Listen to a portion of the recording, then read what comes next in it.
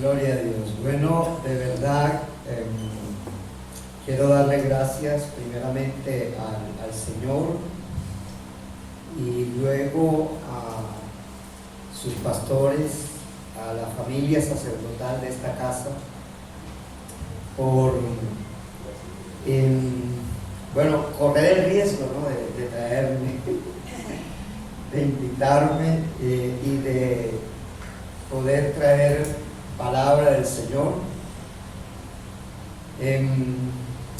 Pero antes yo quisiera públicamente darle un agradecimiento a los pastores, de manera especial al pastor Lisandro. Yo tuve un infarto el 28 de agosto del año pasado. Me infarté, venía de hacerme unos exámenes y 2 meses antes todas mis pruebas cardíacas decían que yo nunca iba a sufrir del corazón ni me iba a dar un infarto. Y resulta de que todas esas pruebas fueron echadas al piso porque el 28 de agosto del año pasado pues tuve ese evento, y de las pocas personas, poquísimas, que día a día llamaban o semana a semana, en la medida en que iba avanzando el tiempo, eran sus pastores. Gracias de verdad, porque tuvieron cuidado de una palabra en los momentos cruciales. Mi esposa fue ministrada por ustedes, por lo que Dios les entregaba. Y bueno, estuve inactivo hasta el mes de diciembre, porque el golpe fue muy duro. Yo a mí me dieron 4 infartos en 3 horas. 4 infartos en 3 horas. Y solamente en el último alguien dijo, aunque los electrocardiogramas salen bien, este hombre está infartado.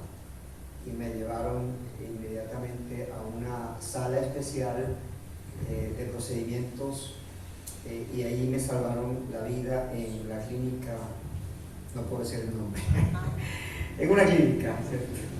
Y luego me llevaron a otra donde me hicieron el cateterismo.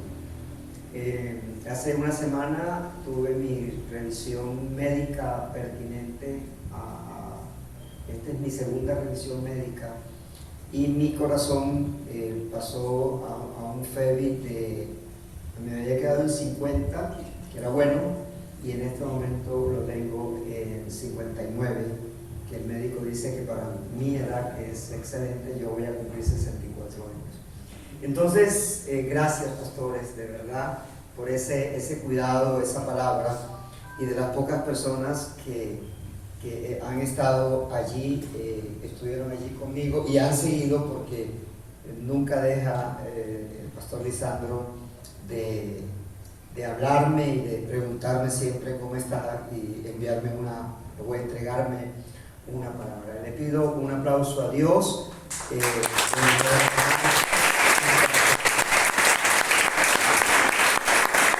Bien.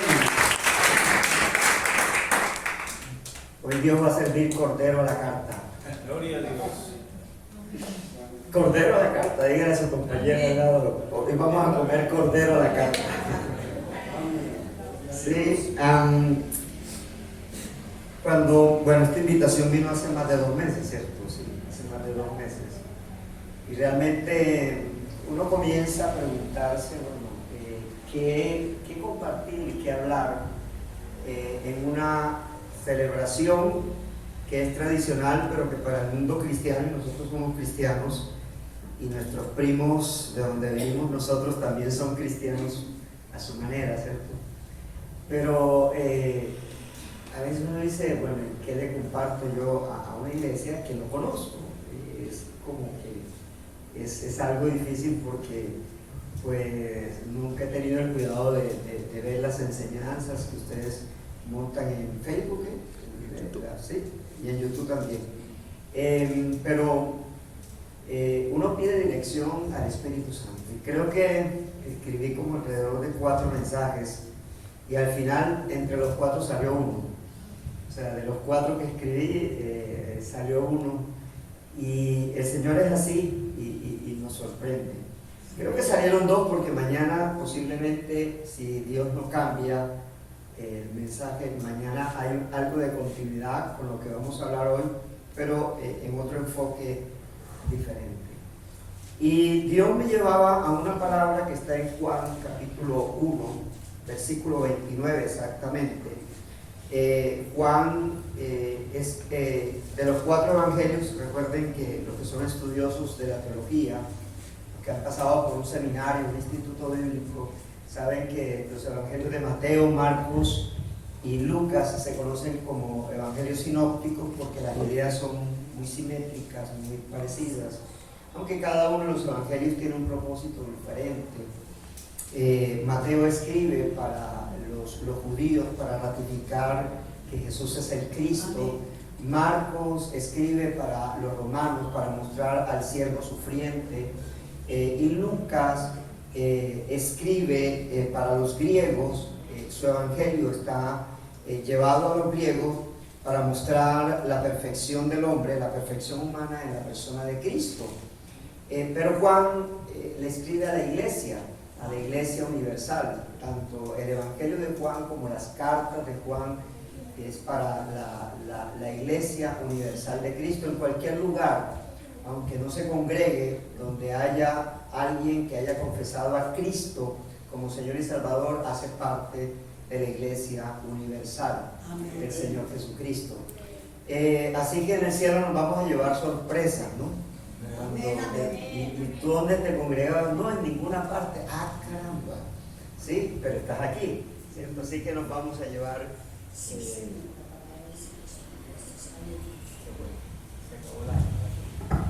Nos vamos a llevar algunas sorpresas y buenas, porque me parece eso que es una sorpresa buena. Me gusta que Jesús dijo: yo he venido para que tengan vida y vida en abundancia, ¿cierto? Entonces, hablar acerca de Jesús, enfocarlo desde una óptica de Juan el Bautista, me pareció interesante cuando el Espíritu me llevó a este texto, porque soy muy estudioso del evangelismo, amo mucho el evangelismo, lo practico mucho. Y aunque no tengo una iglesia tan evangelizadora, sí tratamos pues de trabajar estos conceptos. Y a mí me llama la atención que Juan el Bautista es un hombre, primero, que es primo del Señor, es primo del Señor.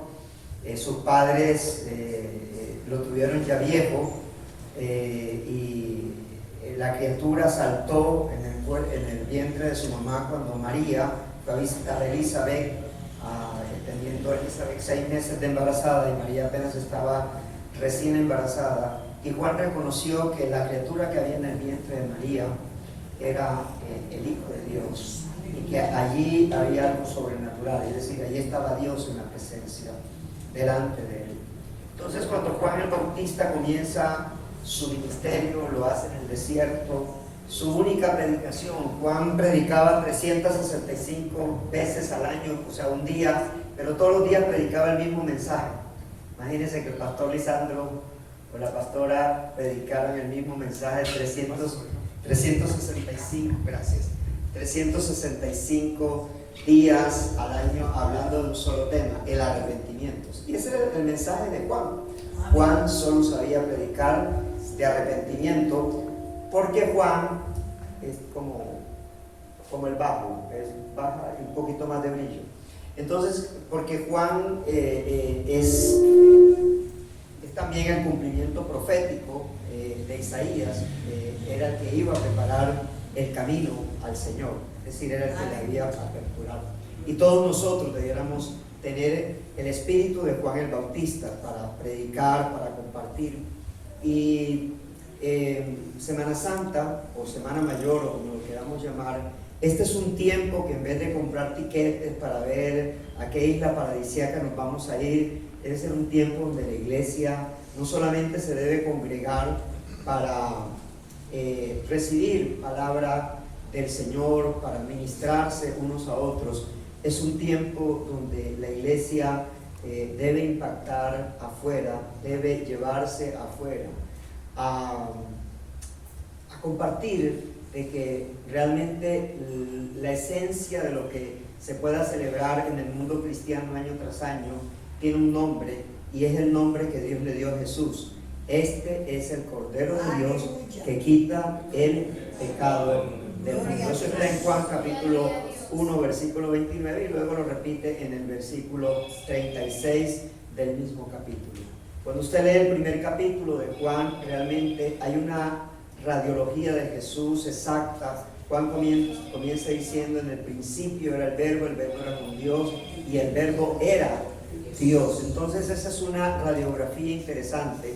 Incluso Juan dice: este era primero que yo, o sea, era antes que yo, y Juan nació primero, ¿cierto? Pero cuando dice antes que yo, no se está refiriendo a un nacimiento terrenal. Recuerden que en la Biblia hay dos maneras de marcar el tiempo del hombre, que es el cronos, y el tiempo de Dios, que es el kairos de Dios o kairos de Dios.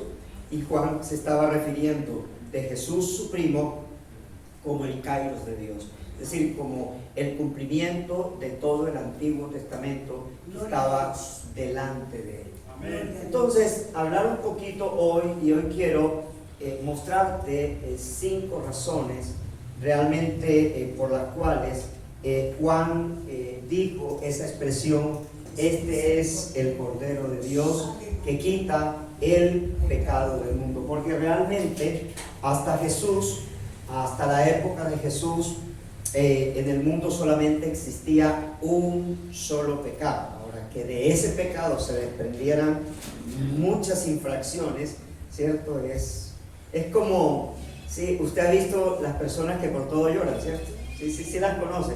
En todas las iglesias por lo menos hay uno, ¿no? Entonces lloran porque el pastor contó un chiste, o lloran porque no contó el chiste, o lloran, ¿cierto? Pero siempre hay un llorón o una llorona en la iglesia. Yo por lo menos tengo 2 o 3 en la iglesia, ¿cierto?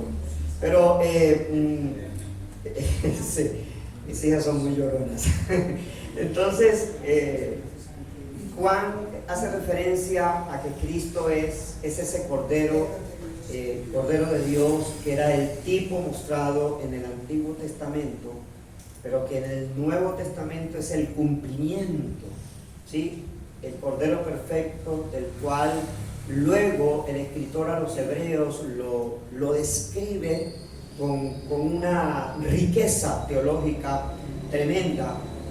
El escritor a los Hebreos muestra 2 facetas de Cristo muy interesantes. 1, es el sumo sacerdote perfecto, y 2, es el Cordero perfecto. Ese Cordero perfecto descrito en el Antiguo Testamento es Cristo, pero también Cristo mismo es el sumo sacerdote perfecto, que presentó a sí mismo como ofrenda, se presentó a sí mismo como ofrenda, pero se presentó como sacerdote delante de Dios en el lugar perfecto, que es la presencia del Padre Celestial. Entonces, estos son factores muy interesantes. Y hoy quizás no traigo una enseñanza tan animada, ¿no? Espero que, bueno, estoy casi seguro que los aplausos serán ceros, ¿sí? Pero lo interesante es que será una enseñanza que de verdad quisiera que el Espíritu Santo tatuara en lo profundo de cada uno de nuestros corazones en el día de hoy. Y esta enseñanza para mí cobra una relevancia muy importante, porque después de Apocalipsis 3:20, el texto que más me impactó, recién convertido, y yo 28 años de convertido, el texto que más me impactó fue Éxodo capítulo 12. Y yo encuentro en Éxodo capítulo 12 5 razones en las cuales Juan, el evangelista, se sustenta, se apropia para hablar acerca de Jesús como el Cordero de Dios.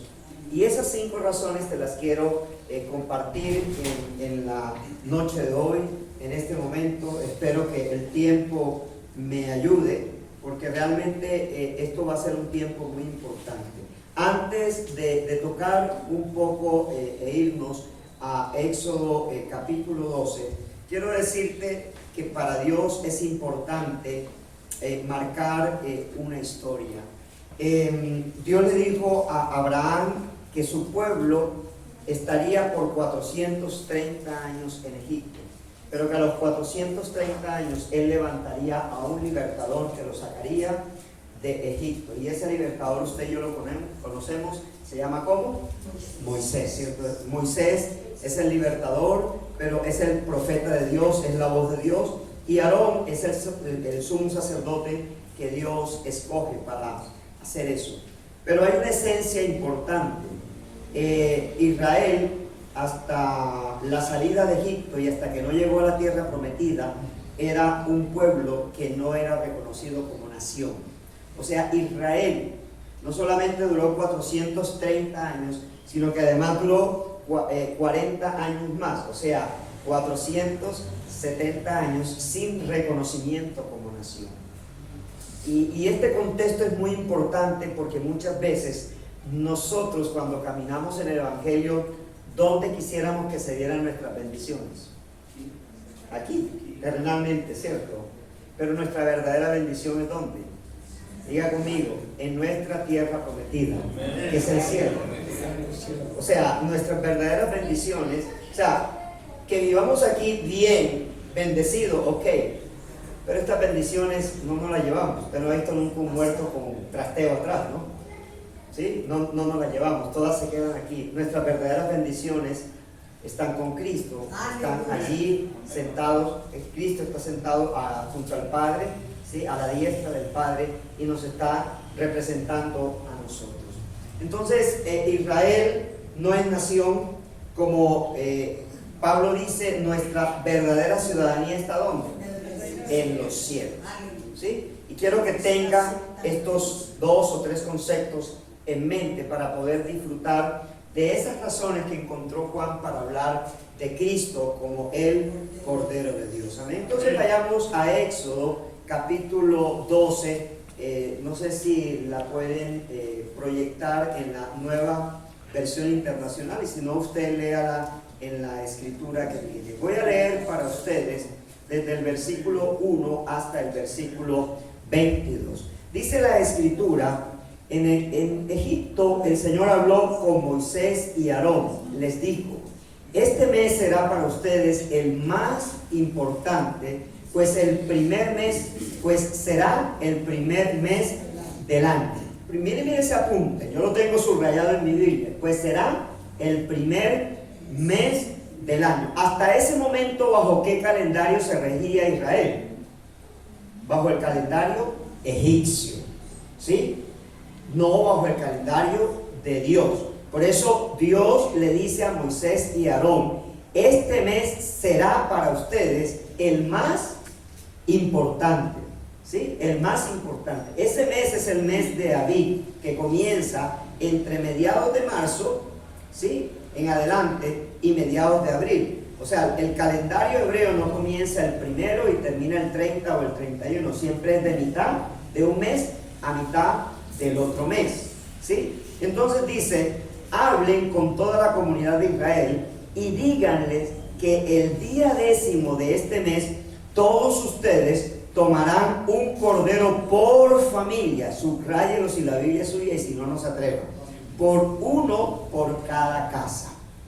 Versículo 4. Si alguna familia es demasiado pequeña para comerse un cordero entero, deberá compartirlo con sus vecinos más cercanos, teniendo en cuenta el número de personas que sean y las raciones de cordero que se necesiten, según lo que cada persona haya de comer. Así que el más tragón come más, ¿no? De acuerdo pues a este contexto que nos está hablando de Éxodo capítulo 12, versículo 5. El animal que se escoja puede ser un cordero o un cabrito de 1 año y sin defecto, al que cuidarán hasta el 14 del mes, día en que la comunidad de Israel en pleno lo sacrificará al caer la noche. Tomarán luego un poco de sangre y la untarán en los 2 postes y el dintel de la puerta de la casa donde coman el cordero. Deberán comer la carne esa misma noche, asada al fuego y acompañada de hierbas amargas, y pan sin levadura. No deberán comerla cruda ni hervida, sino asada al fuego junto con la cabeza, las patas y los intestinos. Y no deben dejar nada. En caso de que algo quede, lo quemarán al día siguiente. Comerán el cordero de este modo, con el manto ceñido a la cintura, con las sandalias puestas, con la vara en la mano y deprisa. Se trata de la Pascua del Señor. Esa es la explicación, de acuerdo a lo que escribió Moisés, de lo que le dijo el Señor que era la Pascua. Esa misma noche, dice el versículo 12, pasaré por todo Egipto y heriré de muerte a todos los primogénitos, tanto de personas como de animales, y ejecutaré mi sentencia contra todos los dioses de Egipto. Yo soy el Señor. La sangre, dice el versículo 13, servirá para señalar las casas donde ustedes se encuentren, pues al verla pasaré de largo. Así, cuando yo dé muerte a los egipcios, no los tocará a ustedes ninguna plaga destructora. Este es un día que por ley deberán conmemorar siempre. Es una fiesta en honor del Señor y las generaciones futuras deberán celebrarla. Durante 7 días comerán pan sin levadura, de modo que deben retirar de sus casas la levadura el primer día. Todo el que coma algo con la levadura desde el día primero hasta el 7º será eliminado de Israel. Celebrarán una reunión solemne el día primero y otra el día 7º. En todo ese tiempo no harán ningún trabajo, excepto preparar los alimentos que cada uno haya de comer. Solo eso podrán hacer. Versículo 17. Celebrarán la fiesta de los panes sin levadura, porque fue ese día cuando los saqué de Egipto, formados en escuadrones. Por ley, las generaciones futuras siempre deberán celebrar ese día. Comerán pan sin levadura desde la tarde del día 14 del mes primero hasta la tarde del día 21 del mismo mes. Durante 7 días se abstendrán de tener levadura en sus casas. Todo el que coma algo con levadura, sea extranjero o israelita, será eliminado de la comunidad de Israel. No coman nada que tengan levadura. No coman nada que tengan levadura. Donde quiera que vivan ustedes, comerán pan sin levadura. Versículo 21. Convocó entonces Moisés a todos los ancianos israelitas y les dijo: vayan enseguida a sus rebaños, escojan el cordero para sus respectivas familias y mátenlo para celebrar la Pascua. Tomen luego un manojo de hisopo, mójenlo en la sangre recogida en las palanganas, unten de sangre el dintel y los 2 postes de la puerta, y no salga ninguno de ustedes de su casa hasta la mañana siguiente. Versículo 23, cuando el Señor pase por el país para herir de muerte a los egipcios, verá la sangre en el dintel y en los postes de la puerta, y pasará de largo por esa casa. No permitirá el Señor que el ángel exterminador entre en las casas de ustedes y los hiera. Dejemos allí. No oro porque ya el pastor oró, ¿sí? ¿Okay? Entonces, amada iglesia, preciosa iglesia, lo que nosotros año tras año conmemoramos, celebramos, no es otra cosa que una representación, digamos, como una similitud de lo que es la celebración de la Pascua judía. Pero la diferencia entre nosotros es que nosotros no celebramos la Pascua, porque la última Pascua que celebró Jesús con sus discípulos está marcada allí en Juan capítulo 13, y los 4 evangelistas hablan de la Pascua del Señor, de la última vez que tomó la Pascua del Señor, y el Señor cambia la Pascua y la transforma. ¿Por qué? ¿Por cuál fue transformada la Pascua? Por la cena del Señor. ¿Sí? La cena del Señor. Entonces, nosotros no somos judíos, no somos hebreos, nosotros pertenecemos a la Iglesia Universal de Cristo. Y cualquier hebreo que se convierta, cualquier judío que se convierta, deja de celebrar la Pascua para celebrar ¿qué? La cena del Señor. Y eso es muy importante poderlo entender, porque en Cristo se cumplió lo que en el Antiguo Testamento se hacía año tras año, que era hacer la fiesta de la Pascua matando un cordero, matando una ovejita, o matando un macho cabrío, que era un sustituto del pecador, que era un sustituto del pecador, ¿cierto? Y en Cristo se cumplen todas las profecías que tienen que ver con las ofrendas de Levítico. Cuando usted lee Levítico, ese libro que usted a veces no entiende, Levítico, léalo siempre con Hebreos. Si usted quiere entender Levítico, lea Levíticos, y cada capítulo de Levítico que usted lea, lo lee con Hebreos, y Hebreos se lo va a explicar para que usted lo pueda entender mejor, ¿sí? Entonces, Cristo va a cerrar un ciclo para Israel, pero va a cerrar un ciclo para todo aquel que antes esperaba la salvación por obras, expiando la culpa a través de matar año tras año un cordero. ¿Sí? La Pascua significa liberación. Ese es el significado. La palabra hebrea para Pascua es pesach, que significa pasar por alto. Lo que hace Dios en la Pascua es pasar por alto, ¿sí? Lo que nosotros, si debemos celebrar algo, si en algo, en esta Semana Santa o Semana Mayor o en estos días de reflexión, nosotros necesitamos pensar en ese cordero que fue inmolado, en ese cordero que botó hasta la última gota de sangre para hacer un nuevo pacto con nosotros, ¿sí? Entonces, ese cordero inmolado debe tener significación para la vida cristiana, para nuestra vida cristiana. Y tengo 5 ideas que son 5 razones que creo pretendió entender Juan en ese momento, aunque no la explica el Evangelio. Yo las creo porque la imagen que toma Juan es la imagen de Éxodo capítulo 12. Y encuentro que la primera razón que Juan encuentra o toma es la razón de que ese cordero iba a ser tomado de un redil que había en cada hogar. El pueblo de Dios, los hebreos, vivían de la ganadería ovina. Entonces era de ovejas, era de cabras, era de corderos, era de carneros. Es decir, toda esa familia es la misma, ¿sí? Ovejas, carneros, cabras, toda esa familia es la misma. Entonces, en toda casa había un cordero, ¿sí? Así que cuando Dios le dice a Moisés que cada uno tome un cordero, no tenían que salir a comprar ningún cordero. Ahora, ¿usted se acuerda que Jesús llegó a la casa de su padre? Y ahí está la descripción, que la casa del padre debía ser ¿qué? ¿Y en qué la habían convertido? En cueva de ladrones. Ahora, ¿sabe por qué era en cueva de ladrones? Porque vendían corderos allí. Y eso es algo que realmente no podía suceder. O sea, no era la compra-venta. O sea, imagínense que ustedes van a vender arroz con leche mañana. No se puede vender arroz con leche. No.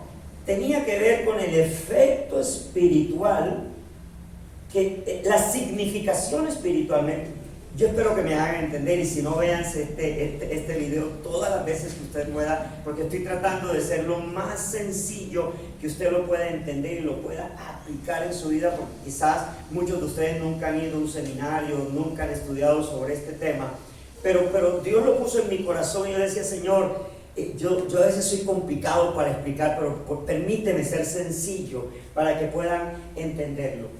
Entonces, el cordero estaba en la casa de cada familia, ¿sí? Estaba. La palabra casa en griego es oikos, es decir, es un lugar de amor, es un lugar. La palabra hogar significa leña, fuego, hoguera, ¿sí? Eso significa. Entonces, la primera razón para poder entender que Cristo es el Cordero Pascual es que Cristo siempre es cercano a nosotros. Amén. O sea, el Cordero no lo tenía que ir a comprar a otro lugar. El Cordero no tenía que irlo a comprar a la plaza de mercado, no tenía que irlo a buscar entre los egipcios, porque entre otras, los egipcios aborrecían lo que los hebreos hacían, ¿sí? O sea, el trabajo de ganadería ovino lo aborrecían los egipcios. Entonces, ese cordero estaba en medio de ellos. Lo estoy haciendo explicar. Estaba dentro de su redil. Y la primera razón que tú tienes que entender es que no es que tú encontraste a Jesús. Jesús estaba en tu redil. Jesús estaba en tu redil. Gracias, Señor.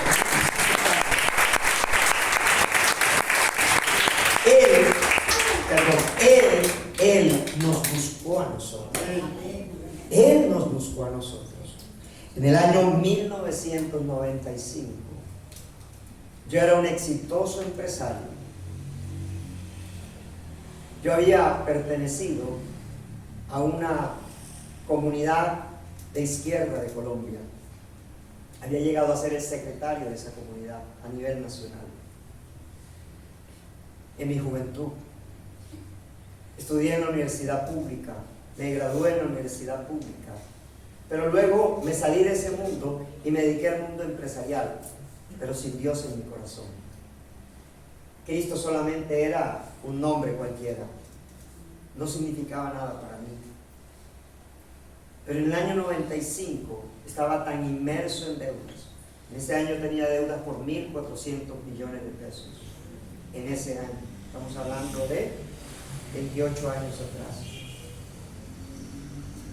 Yo recuerdo que lo único que me quedaban eran dos cosas, porque lo había perdido todo. Era un seguro de vida con el cual podía proteger a mi esposa y a mis 4 hijos. Yo tenía, en ese momento, mis gemelas, las menores, tenían 4 meses de nacida. Y yo había tomado la decisión de suicidarme. Pero la secretaria de gerencia, o sea, la secretaria que me atendía a mí de manera exclusiva, era cristiana. Y yo me burlaba de ella. Y ella siempre me colocaba un Nuevo Testamento de los Gedeones en mi escritorio, y yo se lo tiraba al piso para que ella lo recogiera y ella se lo llevara para el escritorio. Pero durante 3 años, Adela, mi secretaria, siempre me dejaba abierto en una página del Nuevo Testamento ese libro de los Gedeones, tamaño pequeño, tamaño tel. Y siempre me colocaba mi bolígrafo preferido, no puedo decir la marca, mi bolígrafo preferido, lo colocaba allí, le señalaba un versículo.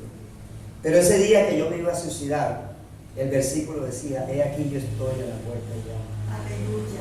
Si alguno oye mi voz, yo entraré a él, cenaré con él y él conmigo. El Cordero me estaba diciendo que yo me lo podía comer a él. Yo caí desmayado solo de leer ese texto. Solo de leer ese texto. Y cualquier alma que yo me haya ganado en 28 años, son muchas, la corona no es para mí, es para Adela. Adela ya tiene muchísimas coronas. En un solo año, en el año 1997, más de 200 personas hicieron decisión por Jesús, y hoy de esas más de 200 personas, 33 son pastores que tienen obras. Esas coronas son para Adela, no son para mí. El Cordero estaba allí. El Cordero estaba en el redil. Pero Adela trabajó conmigo 3 años. Y antes de irse, Adela, de la empresa, quebrada, Adela ganó un alma y un pastor para Cristo. Déselo al Señor. Se me da fuerte el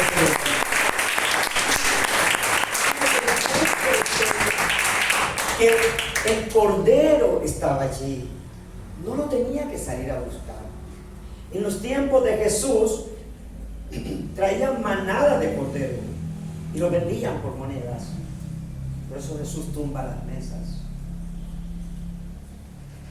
Porque la verdadera casa no es el templo construido por manos de hombres. La verdadera casa es nuestro corazón. Amén. Es el verdadero lugar. Esto puede ser desarmado, pero jamás la congregación será desarmada. Aleluya. Porque es una congregación llena del poder de Dios a través de la persona del Espíritu Santo. ¿Está conmigo? Amén. ¿Está conmigo? Gloria a Dios. El Cordero está ahí. Amén.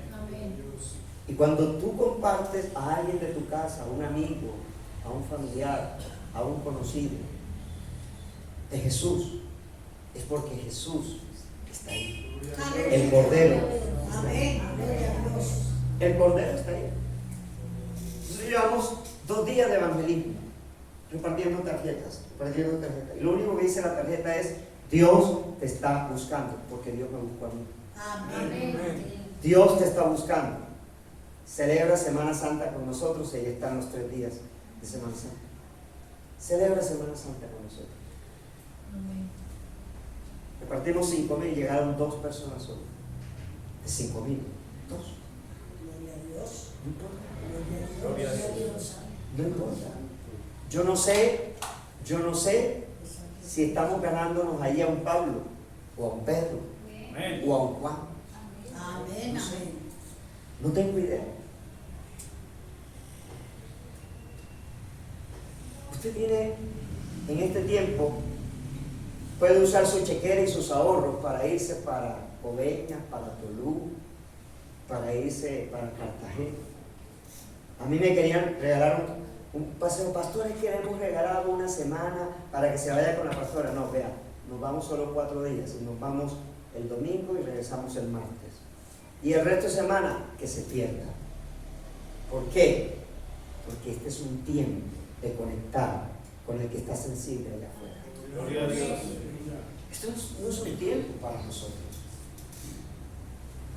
Nosotros llegamos aquí en este tiempo. Usted sabe que las estadísticas dicen que un 30% de personas se convierten en cristianas evangélicas en el tiempo de Semana Santa. Y si las estadísticas dicen eso, yo no puedo desaprovechar eso. No lo puedo desaprovechar. Yo soy como el chapulín colorado. Síganme, lo que quieran. Los buenos me pueden seguir. Y los malos, váyanse a la Coveña. Vayan donde quieran. ¿No? Esto es un tiempo. Mira, yo recuerdo que un año yo dejé de hacer este tiempo. Y cuando terminó el domingo, cuando fui el domingo a predicar, escuché la voz del Espíritu Santo que me dijo: celebras al niño que nació, pero no al hombre que murió y resucitó. Así me lo dijo. O sea, en la Navidad la botas toda, Marcos, pero aquí tienes que botarla más. Aquí la tienes que botar más. Porque nosotros tenemos que conmemorar al hombre que creció, que murió y que resucitó y está sentado a la diestra de Dios. ¿Sí lo vamos entendiendo, iglesia?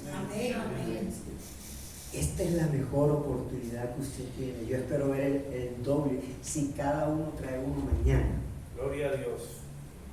ustedes estarán de pie y los invitados estarán donde ustedes están sentados. Y se puede. Y se puede. El Cordero está en el redil. Segunda razón. El Cordero debía ser perfecto, sin defecto, sin mancha. Ahí leímos cómo debía ser el Cordero: sin defecto, sin mancha. La Reina Valera dice sin mancha y sin arruga. Debía ser el Cordero, tipo de Cristo, porque el Cordero de Éxodo 2 es tipo de Cristo, que se cumple cuando Cristo muere en la cruz, cuando Cristo es enterrado y es resucitado. Ahí está el Cordero perfecto. Isaías 53, no le comparto mucho porque no sé si mañana lo voy a predicar. Tengo 2 mensajes para mañana, ayúdenme a orar. Isaías 53 dice: como oveja fue llevado al matadero, enmudeció, no habló, cayó su boca. Gloria a Dios. Porque los corderos no hablan. Amén. Los corderos no hablan. Pero era perfecto. Cristo murió a los 33 años. Fue sacrificado a los 33 años. El cordero debía tener un año, símbolo de una juventud.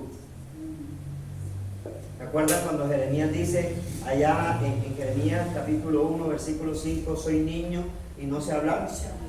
Ese niño tenía 33 años en ese momento, cuando fue llamado al ministerio profético. Porque en el hebreo el concepto niño tiene que ver con ignorancia, tiene que ver con inocencia también. Tiene que ver. Entonces ese cordero era inocente. O sea, el pobrecito no sabía que lo iban a sacrificar. ¿Sí? Pero debía tener esa característica, debía ser perfecto. Cristo fue nuestro cordero perfecto. Amén, amén. Al que no cometió pecado, se hizo pecado. Se hizo. O sea, Cristo no cometió pecado. Él se hizo pecado. Es una cosa muy diferente. ¿Quién debía morir? Cada vez que alguien pecaba, ¿quién debía morir? El pecador. Y nosotros éramos eso. Amén, amén. Pero dice Romanos capítulo 5, versículo 8, que aún siendo pecadores, Cristo murió por nosotros. En esto muestra su amor Dios.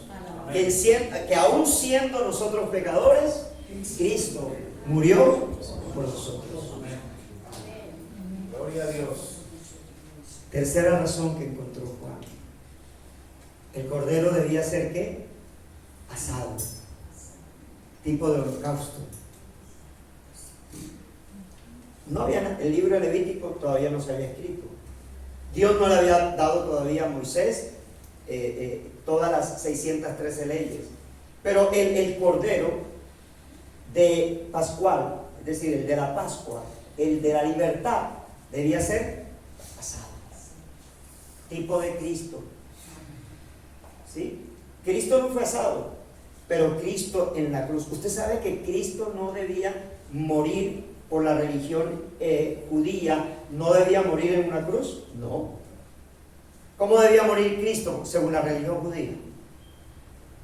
A punta de piedra, apedreado. ¿Se acuerda que Jesús pasaba por el medio de ellos y qué tenían ellos en la mano? ¿Y por qué no se la lanzaron? Porque el Padre tiene cuidado de tu propósito. Aleluya. Siempre el Padre tendrá cuidado de tu propósito. Siempre el Padre tendrá cuidado de tu propósito. Tenía cuidado del propósito del Hijo. El Hijo no lo iban a matar con piedra. Porque no se hubiera dado el cumplimiento profético. Gloria a El Dios. cumplimiento profético. Mateo me gusta mucho porque Mateo cada vez que habla de Jesús dice como decían las Escrituras, como dicen las Escrituras. Siempre Mateo, cada vez que usted lee Mateo dice como estaba escrito, como dicen las Escrituras, como decía Isaías. Cumplimiento profético. Amén. Alguien contó, y hay un libro, y si usted se lo puede leer, es un mamotreto de libro, pero si se lo puede leer es excelente. Evidencia que exige un veredicto. Y allí el autor muestra que Cristo cumplió 4.300 profecías del Antiguo Testamento. Gloria a Dios. Debía ser ofrenda quemada. Él debía ser un holocausto. Todos los sacrificios del Antiguo Testamento que se relacionaban con el perdón de pecados se debían pasar por el fuego. ¿Se acuerda que el pecador llevaba 2 vacas negras y una se llamaba la vaca alazana, que era la que enviaban al desierto, y la otra era la vaca de la expiación, donde el pecador le ponía la mano sobre la cabeza, señalando que la vaca lo sustituiría en el sacrificio? Cristo es nuestro sustituto. Aleluya. Gloria a Dios. Dios no puso la mano sobre Lisandro, Dios no puso la mano sobre Marco, Dios no puso la mano sobre ninguno de ustedes. Dios puso la mano sobre su hijo y lo señaló. Gloria a Dios. Tú irás a pagar el precio por Marcos, por Lisandro, por Fulano, por Sultano, porque eres sustituto. Aleluya. Gloria a Dios. Yo le daría un aplauso al Señor.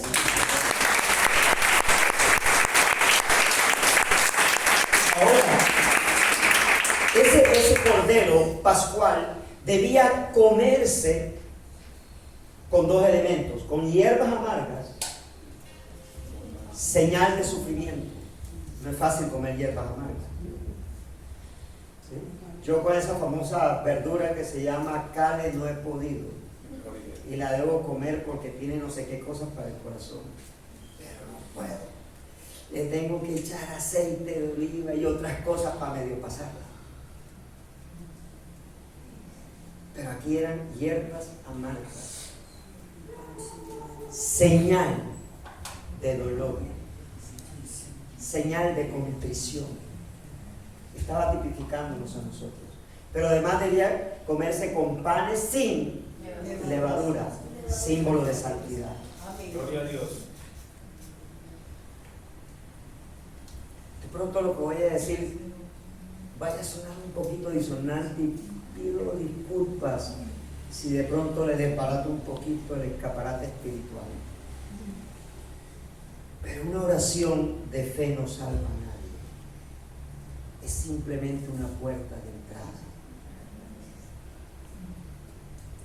Lo que salva es la convicción de que Cristo es mi Cordero.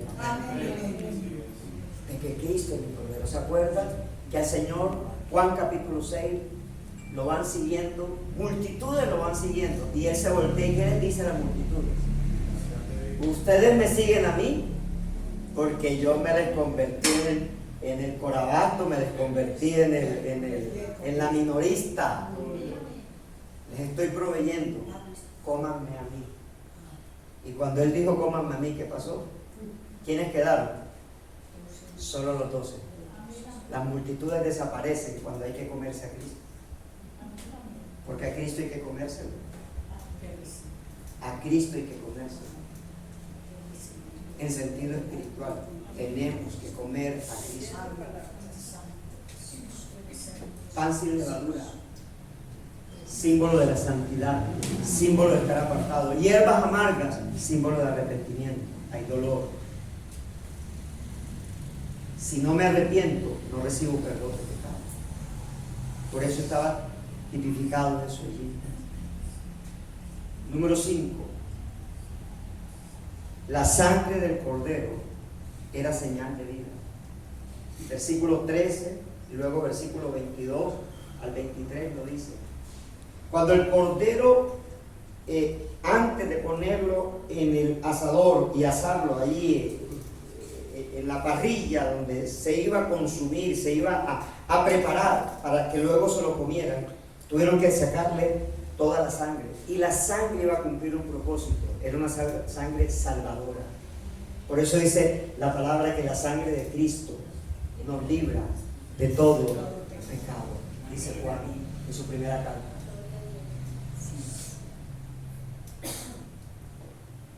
Porque sin sangre no hay remisión de pecados.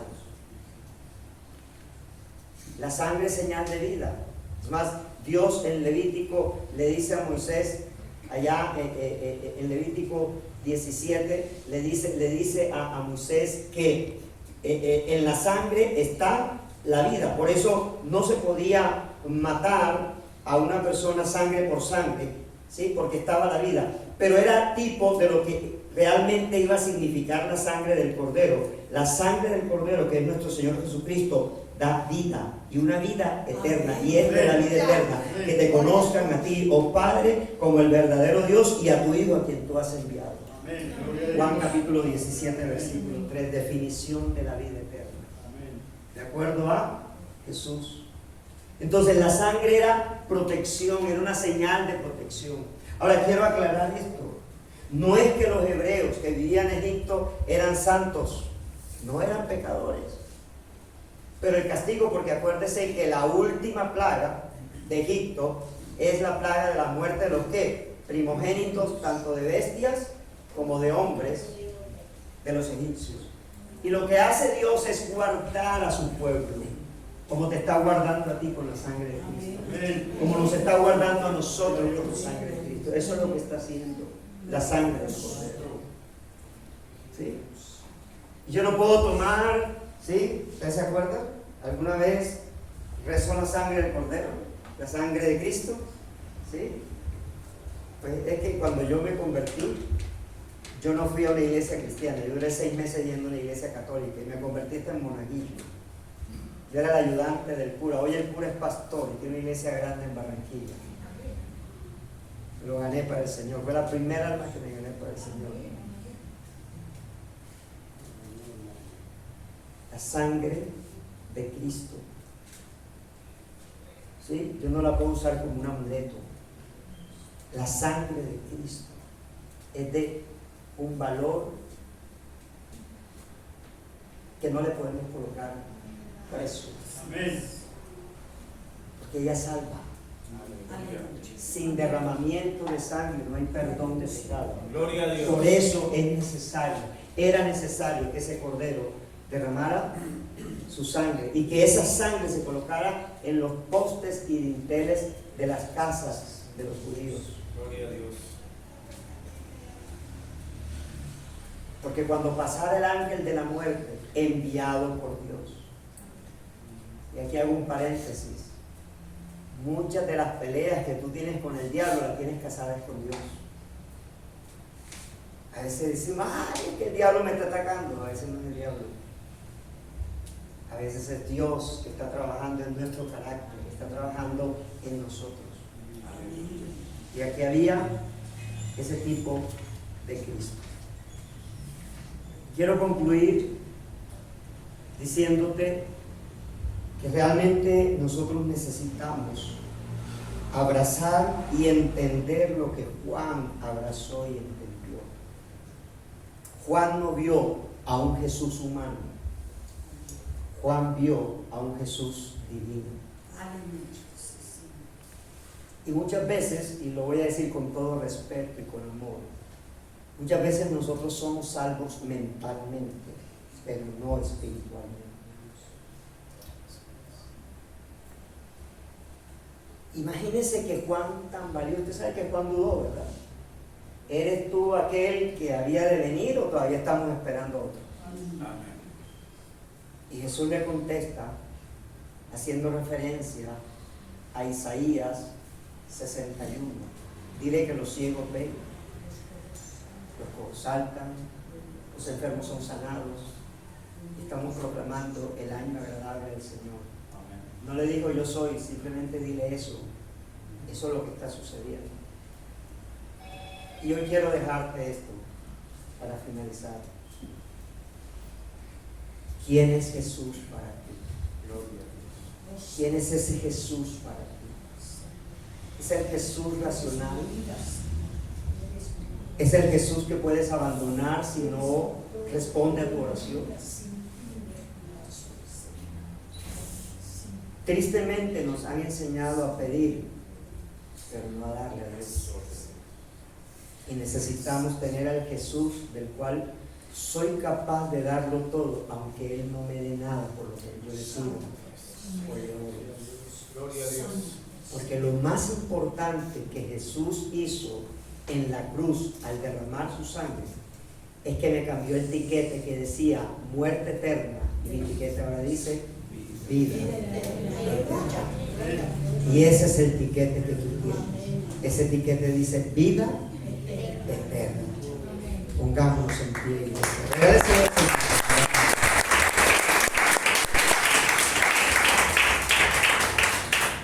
Padre,